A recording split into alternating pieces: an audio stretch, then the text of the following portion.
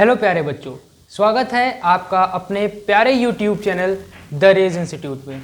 Students, आज की इस वीडियो में हम क्लास 12 की हिंदी के काव्य खंड का जो दूसरा पार्ट पढ़ रहे थे, कैकेयी का अनुताप, ठीक है, उसके तीसरे भाग को लेकर के उपस्थित हुए हैं। बच्चों, प्रीवियस दो भागों में हमने कैकेयी अनुताप के जो व्याख्याएं थी उनको बहुत ही अच्छे से समझने का प्रयास किया है। ठीक है, आशा करता हूँ आपको प्रीवियस वीडियो में बताए गए कैकेयी अनुताप के सारे व्याख्याएं बहुत ही अच्छे से समझ में आई हुई हैं। उसी क्रम में आज हम कैकेयी अनुताप का अंतिम और तीसरा भाग लेकर के आपके लिए आए हुए हैं, जिसमें हम अब कैकेयी अनुताप के जो बचे हुए कह सकते हैं कि पद हैं उनको पढ़ेंगे और उनकी व्याख्याओं को समझेंगे। तो बच्चों, चलिए बिना किसी देरी के हम अपने कैकेयी अनुताप के आगे के पदों को प्रारंभ करते हैं। तो बच्चों, हमारा आज का जो पद है वह है कि पागल सी प्रभु के साथ सभा चिल्लाई, 100 बार धन्य वह एक लाल की माई। हाँ लाल उसे भी आज गवाया मैंने, विकराल कुयस ही यहाँ कमाया मैंने। जैसा कि प्रीवियस वीडियो में हम लोग ने पढ़ा था कि श्री रामचंद्र जी माता कैकेयी की व्याकुलता को देख कर के बोलते हैं कि भरत जी को जन्म देने वाली माता 100 बार धन्य है। तो इसी बात को सुनकर के श्री राम द्वारा इस बात को सुनकर के पागल सी प्रभु के साथ सभा चिल्लाई कि प्रभु अर्थात श्री राम के बोलने के पश्चात जो पूरी सभा थी वह पागल सी श्री राम के साथ चिल्लाती है, 100 बार वह धन्य वह एक लाल की माई, कि भरत जैसे पुत्र को जन्म देने वाली माता कैकेयी धन्य है।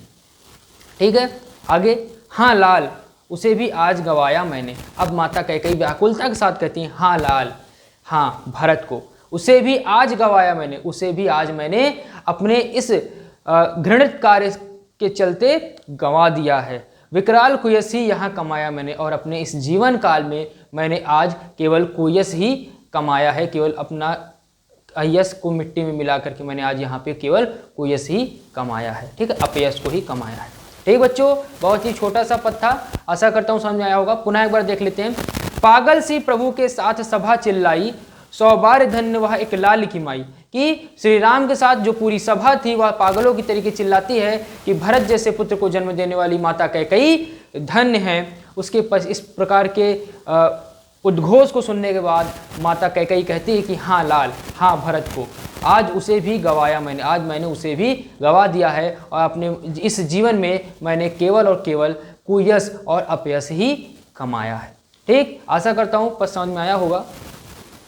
अगले पद की ओर पढ़ते हैं। अगला पद है, निज स्वर्ग उसी पर वार दिया था मैंने, हर तुम तक से अधिकार लिया था मैंने, पर वही आज यह दीन हुआ रोता है, संकित सबसे घृत हरण तुल्य होता है, और श्रीखंड आज अंगार चंड है मेरा, फिर इससे बढ़कर कौन दंड है मेरा।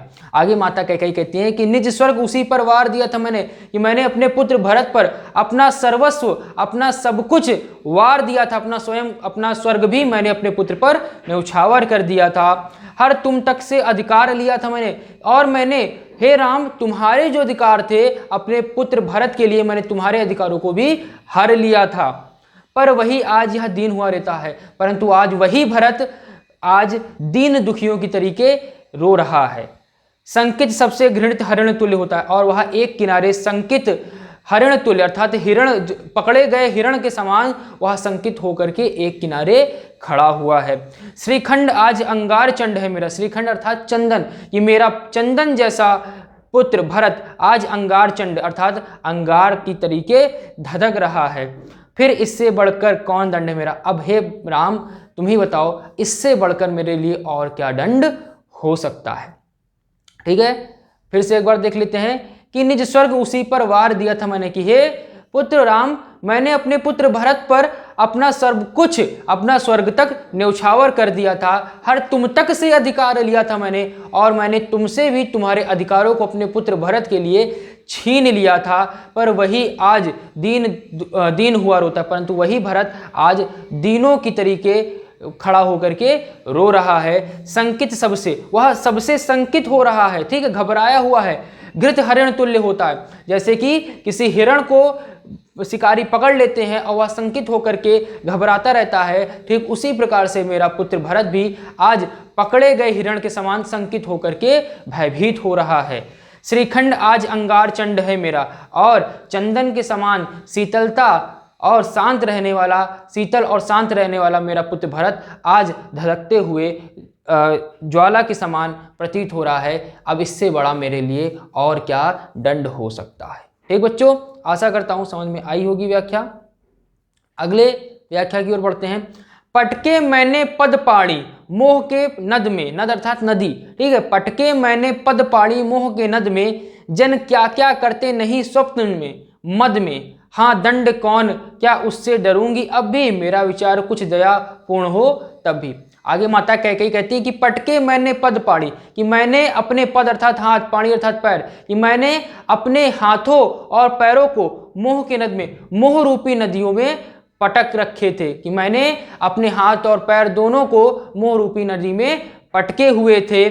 जन क्या क्या करते नहीं स्वप्न में मद में। और आगे माता कैकेयी कहते हैं कि लोग स्वप्न में और नशे में, यानी सपने में और नशे में पता नहीं क्या क्या करते हैं। हाँ दंड कौन क्या उससे भी डरूंगी अब भी, हाँ मुझे जो दंड आप दे सकते हो मुझे वह दंड आप बिल्कुल दे दीजिए। अब मैं किसी भी प्रकार के दंड से डरती नहीं हूँ, मेरा विचार कुछ दयापूर्ण हो तब भी आप मुझे अवश्य ही दंडित कीजिए। अगर मेरे ऊपर अगर आप कुछ विचार करके दया करने की भी सोच रहे हैं तो भी मुझ पर कोई भी दया मत कीजिए, मुझे दंड अवश्य दीजिए। ठीक है बच्चों, पुनः देखते हैं। पटके मैंने पद पाणी मोह के नद में, जन क्या क्या करते नहीं स्वप्न में मद में, हाँ दंड कौन क्या उससे डरूंगी अब भी, मेरा विचार कुछ दयापूर्ण हो तब भी, कि मैंने अपने हाथ और पैर दोनों मोह रूपी नदी में पटक रखे थे और इंसान, ठीक है, लोग स्वप्न में और नशे में जाकर के पता नहीं क्या नहीं करते हैं। हाँ दंड कौन अब क्या डरूंगी उससे डरूंगी अब भी, अब मेरे लिए और जो भी दंड आपने निश्चित किया हो मुझे अवश्य दीजिए। मैं किसी भी प्रकार के दंड से डरती नहीं हूँ। अगर मेरे ऊपर आप दया करने की सोच रहे हैं तो मुझ पर किसी भी प्रकार की दया मत कीजिएगा, मुझे दंड अवश्य दीजिएगा। ठीक बच्चों, आशा करता हूँ पद समझ में आ गया होगा। अगले पद की ओर बढ़ते हैं। हाँ दया हंत वह घृणा अह वह करुणा, वह तरणि सी है आज जानवी वरुणा।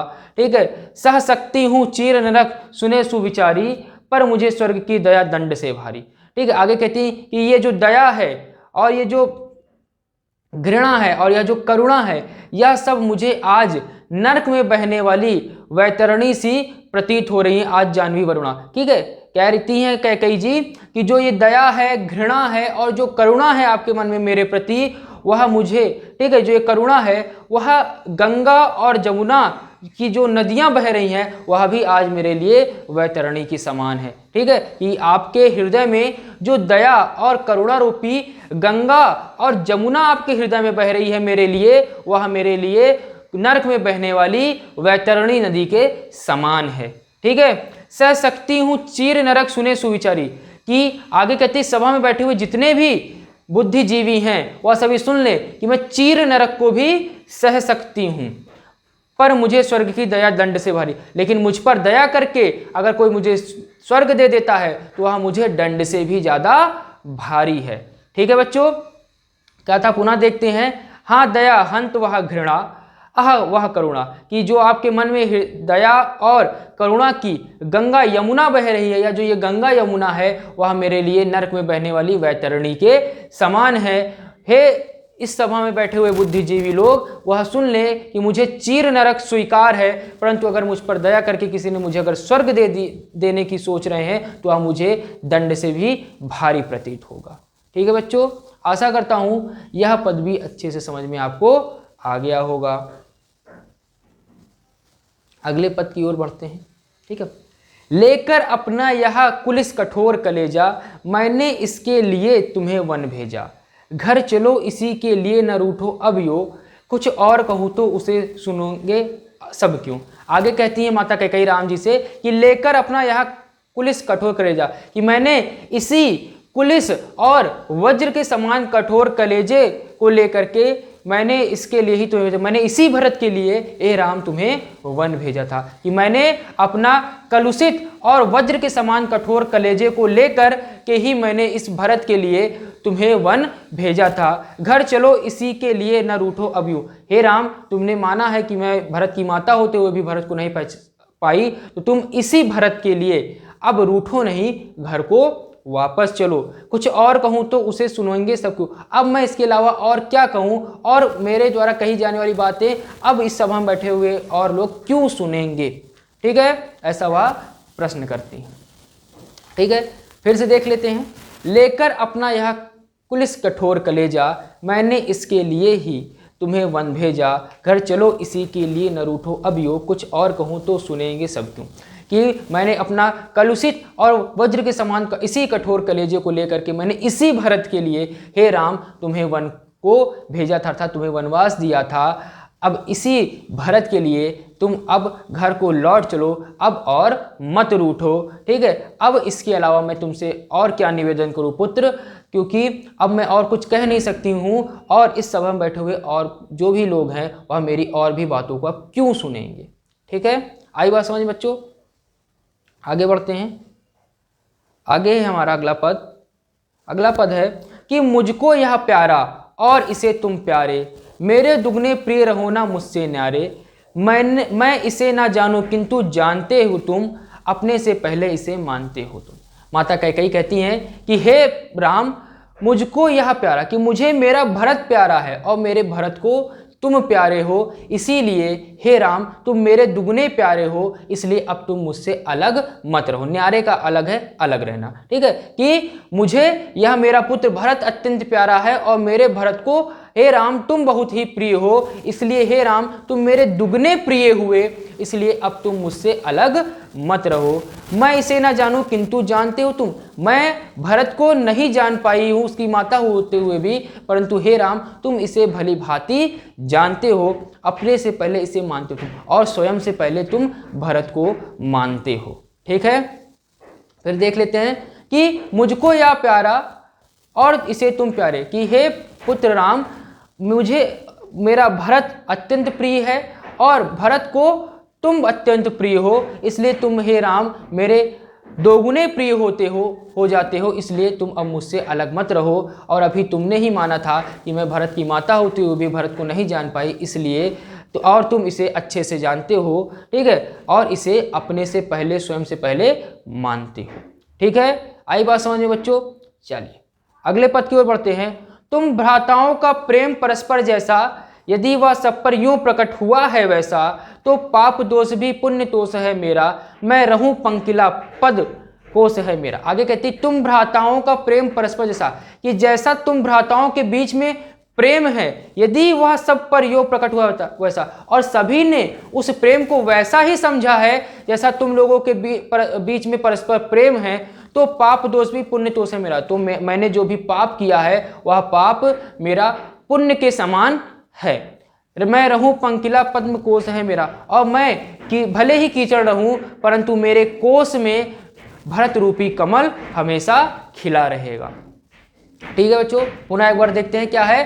तुम भ्राताओं का प्रेम परस्पर जैसा, यदि वह सब पर यूं प्रकट हुआ है वैसा, तो पाप दोष भी पुण्य दोष है मेरा, मैं रहूं पंकिला पद्म कोश है मेरा। आगे कहती है कि तुम चारों भ्राताओं के बीच में जो आपसी परस्पर प्रेम है, अगर वह प्रेम इस अयोध्या वासियों ने वैसा ही समझा है जैसा तुम लोगों के बीच में है, तो जो मैंने यह पाप कर्म किया है वह पाप कर्म भी पुण्य कर्म की भांति है।